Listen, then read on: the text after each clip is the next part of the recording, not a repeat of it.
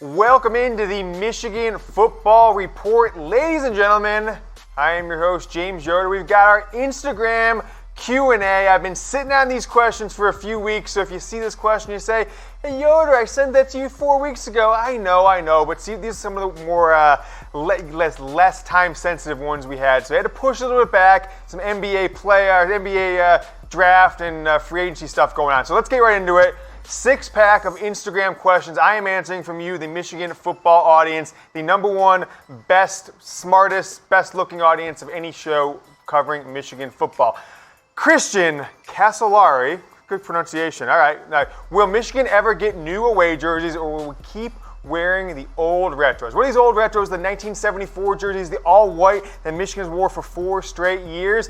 We're not going to talk about it for a second. Let's take a look at these maize jerseys that Michigan, really it's the first time under Jim Harbaugh they've gotten out of their funk, in wearing the same old blue jerseys, maize pants at home, the all whites on the road. But these are the all whites here that Michigan's been wearing 2015 with Adidas, and then 2016, 17, go and toss those all whites on the screen, jerseys, 2016, 17, and 18 with Nike. Now, why does Michigan wear these jerseys? Well, it seems to me Jim Harbaugh has some sort of affinity for them, for these white jerseys, because they wore them in 1974 one time when his dad was an assistant coach under Bo Schembechler, brought them, changed the long-standing tradition of the maize pants. So I've told you in the last 2 Michigan Football Report rumors roundups that there was a lot of chatter around the Michigan football program, around Nike, about Nike really not liking the white jerseys, the all-white uniforms, want Michigan to try out alternatives on the road, maybe bring in maize pants, maybe try blue pants potentially,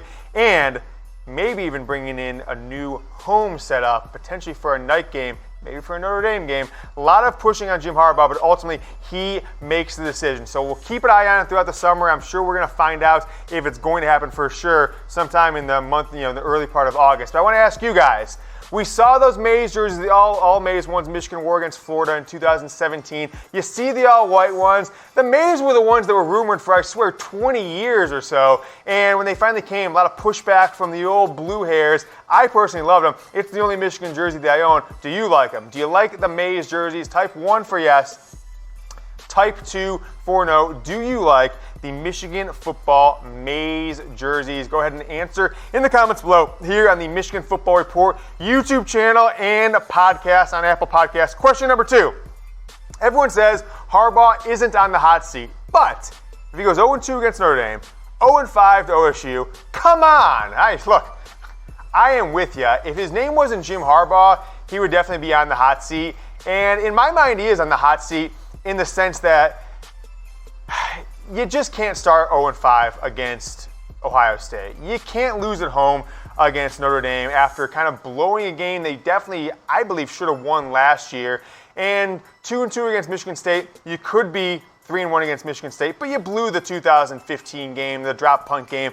Poor execution that Jim Harbaugh in that game. So your record against rivals is amongst the worst Michigan has ever had in the history of their school for one coach to have. These are Rich Rod level. These are Brady Hoke. Brady Hoke got the win against Ohio State. I'll bleed against coach the year between Tressel and Urban Meyer with Luke Fickell as the interim coach. But is Ryan Day any more accomplished or any more experienced than Luke Fickell? Maybe he's a better coach, but he certainly isn't some titan of coaching that's coming in like Urban Meyer was when Jim Harbaugh came in. So if you lose to Ohio State at home with a senior quarterback, probably the best wide receiving core in the Big Ten, top 5 in the country, a stacked defense that's been top 5 for the entire time you're there. If you lose to Ohio State and go 0-5, how do you deserve to be Michigan's coach going into the future? How can you claim that is your right? So I think he's on the hot seat for sure if he loses to Ohio State and Notre Dame again. I just can't see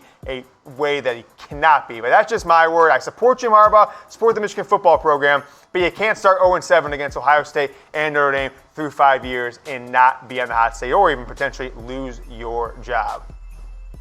I am James Yoder, host of the Michigan Football Report, and thanks to you, the amazing audience, the most engaged audience of any show, we got our own YouTube channel, branched out from the big wigs and the elitists at Chat Sports, doing our own thing.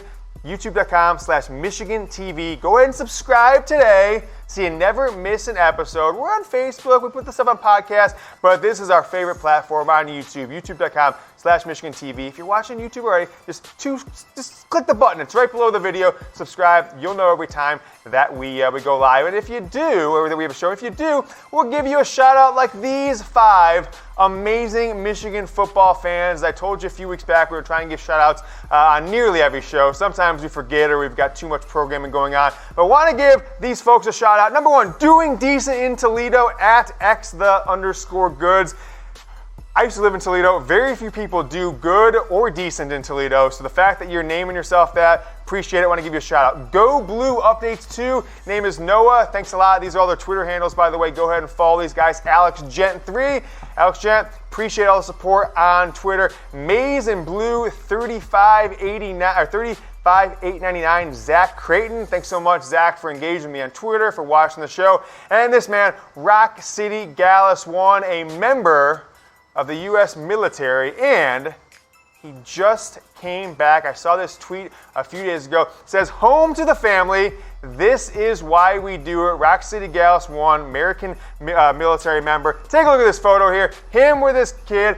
Him with the lady in his life, wife, girlfriend, I'm not 100% sure, but really great follow. Always engaged with us on YouTube and on Twitter. Talks about how much he loves the show. So thanks for your service. Certainly appreciate everything you're doing for the country. Welcome home. If it's only for a few days or a few weeks, make sure you take all the time you can with your family there. So welcome back, and be safe in your tours. I know you said you were in Afghanistan and all that stuff.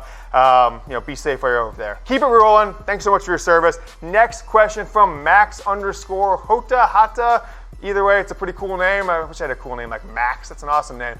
What is Michigan's biggest problem for this upcoming season? And I had to think about this for a little bit. I really did. And it's a pretty established team coming back, right? It's a pretty senior laden, maybe not the best word, but they've got Khalid Cutts and Josh Metellus and some others on defense. They've got Shea Patterson and a handful of offensive linemen and receivers that have had a lot of experience. But I actually think one of the biggest ones might be this man right here, Jim Harbaugh. Jim Harbaugh could be one of the biggest problems facing Michigan. And not that he's a bad coach by any means, not that I want anything wrong with him, but his record versus top 10 teams. And you're going to face potentially a handful of top 10 teams. Certainly, I believe Ohio State will be.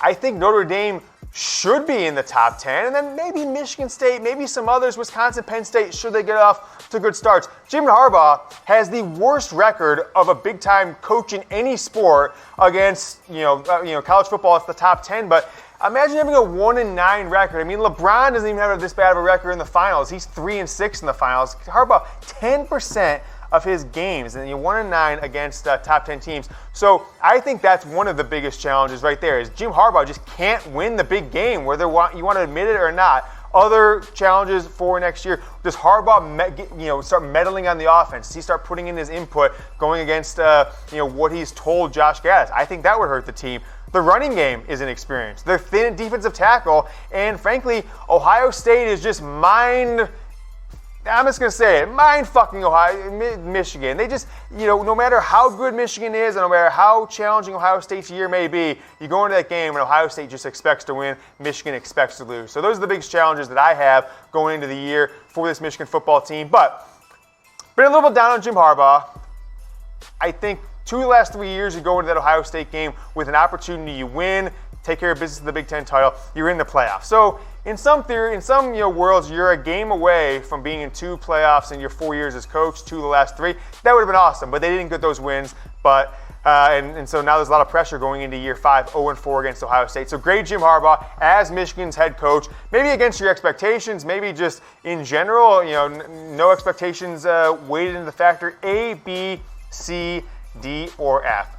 I got to go actually like a B- now because I've got to weigh it on my expectations and what I saw, Lloyd Carr and coaches before him, Gary Moeller, and I guess what I remember of Bo, if anything, but I certainly saw on the field, is you don't go 0-4 against Ohio State, and you certainly don't go 1-9 in rivalry, against top 10 teams through 4 years. So I'm going to give him a B- because he's had him right on the cusp, but still hasn't got past it. Let's keep it moving. Jake Zarowski _Jake _Zarowski 83, who is winning the corner number 3 and the right tackle position battles? Well, I think the corner 3 is Vincent Gray, but he might actually be corner number 2. You never know, because Ambry Thomas hasn't shown us too much through 2 years as at Michigan.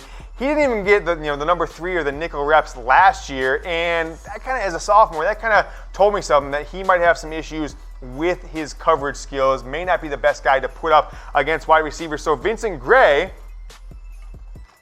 redshirted last year, but has really come on in spring ball, really turned a lot of heads. I've been told this is one of the position battles to watch. Maybe Vincent Gray gets that nod. Certainly, Lavert Hill will not cede his position to anybody with the 3 now in his 3rd year starting. But Ambry Thomas, Vincent Gray, a position battle to watch for that starting corner number 2. The loser goes to the nickel. Maybe Brad Hawkins, maybe Dax Hill, Josh Metellus. These guys, they might move them around a lot if they've got 5 or 6 folks that they think can play, and the loser of Thomas and Gray might end up finding himself as the odd man out. How about the right tackle position? I was a big Jalen Mayfield guy last year, maybe too big of a Jalen Mayfield guy to expect him to start as a true freshman over Lil John Runyon Jr. Lil John had a nice year, all Big Ten by, I believe, the media, first team, second team by the coaches, whatever it was, or vice versa. But Andrew Stuber, I've seen enough of Andrew Stuber to know that he is not a Big Ten level starting right tackle. I've got Mayfield. I think he's going to prove it in fall camp, and he will get the nod day 1.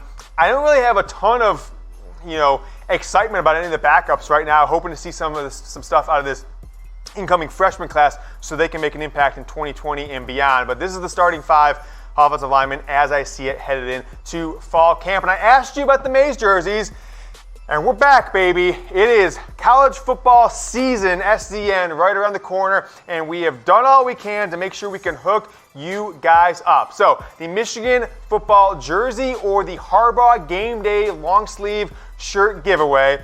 MyBookie, our new sportsbook partner, you got to do the 3 things on the screen. Sign up and deposit. Email promo@chatsports.com after you sign up and deposit with MyBookie. Get double your deposit. So you put in 50, you get an extra 50. You put in 100, extra 100, all the way up to $300. You do that first. Email us second. We'll ask for some information, and then you get to confirm it. Pick your jersey or shirt. I will warn you guys, though. No questions, and I don't want anybody to say, hey, you didn't tell us. The jerseys are only size large, right? We've got a couple boxes of large jerseys. Once they go, they might be gone. Only size large. If you're an XL, a small, a triple XL, a medium, you got to go for the Harbaugh Game Day official Jim Harbaugh shirt. So make sure you know that. Hit us up. Hundreds of you took advantage of this last year, and no one regrets it. So we're doing business in MyBookie, giving away jerseys and the Harbaugh Game Day shirts to get going. Chatsports.com/GoBlue.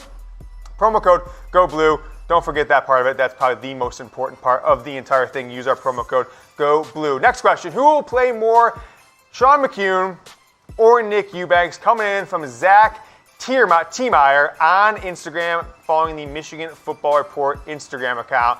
Look, I don't want to be down on a guy like Shawn McCune, but he has shown me nothing that gives me any confidence that he should be on the field playing football for Michigan anymore. So I'm giving it to Nick Eubanks. Really liked what I saw him in 2017 in his couple games before he got hurt. Maybe only one game before he got hurt. Certainly the Florida game, he was a standout. Limited playing time last year as he's recovering from injury and playing behind Zach Gentry. But Shawn McCune, not a big fan of his play on the field. Really like Nick Eubanks, although his numbers are rather pedestrian. 10 catches, 218 yards. He can get down the field, and that's going to make a difference in this Josh Gattis offense. You don't average 22 yards per catch in any offense, let alone a pro style like Michigan, unless you can get downfield and get open, and that is the type of receiver. Certainly not Shawn McCune. I call him T-Rex arms McCune sometimes behind his back, where he short arms a lot of passes. He does not finish out routes, and with that, in this pass-heavy offense, I do not expect him to get on the field as much as he has in the past, and certainly don't think he will be a starter. All right, Instagram live, or not live Q&A, Instagram questions and answers. I think this is the 4th installment we've done on this. Make sure you're following on Instagram. I told you, we get to 1,500 followers. We're right there. I feel I made my account private, got an extra 200-300 followers. We made it public at the beginning of the month, and all of a sudden the lurkers are back. They're just reading the stuff there. Might have to make it private. Get to 1,500, and I'm going to bring in a new special co-host, a very esteemed member of the Michigan media, one of these kind of established curmudgeon guys, but one of the folks that is well respected by Michigan football fans. So get us to 1,500. We're going to have a special guest co-host for most of the season at Michigan Football Report on Instagram. Keep it rolling. How many fullback plays per game will Ben Mason average in this new offense? From SM92 Dogs on Instagram. Well, let's take a look at Mason's stats really quick here, because he has the most touchdowns per carries of any player I've ever seen in a Michigan uniform. 36 career carries. Hasn't even cracked the 100-yard mark. 84 yards for a 2.4 yards per carry. 9 rushing touchdowns, though. So basically, 1 every 4 times he touches the ball, all he does is score touchdowns. But I don't see him getting much of any snaps at fullback this year. 1, I don't think Michigan's going to have the fullback on the field much at all. 2, Ben Van Sumeren is probably a better player than him at that position, I believe, from what I've heard going into the season. The rising redshirt freshman, Ben Van Sumeren. And 3, the 2009 defensive line depth chart. I see one Ben Mason right there at defensive tackle, and given that Mozzie Smith and Chris Hittner are in the 2 deep as of right now, and Mike Donna is a guy who didn't even make much of an impact at Central Michigan until his 4th season, I don't believe that Ben Mason will get many snaps on offense at all. I think Ben Mason will be primarily a player on the defensive line, and from what I've heard, there's a lot of expectations for him to get plenty of plays. He's just a football player at heart. So I think Ben Mason will make much more of an impact, substantially more of an impact, and I'm sure you'll see him get in there because of experience. A few plays, maybe 1 play a game, 2 plays a game, but majority of his snaps will be in 2019 will be on this defensive line. I'm James Yoder. You see the Twitter account right here. I'm holding it right there. Go ahead and follow me on Twitter at James Yoder. As always with this Twitter account, money back guarantee. If you don't like what you see in the Twitter account, money back guarantee, the best offer you can get with following anyone on Twitter. If you want some more Michigan football videos here from the Michigan Football Report, go ahead and watch the videos right here. And if you haven't yet, please subscribe to the Michigan Football Report channel by clicking this button right there. Go Blue.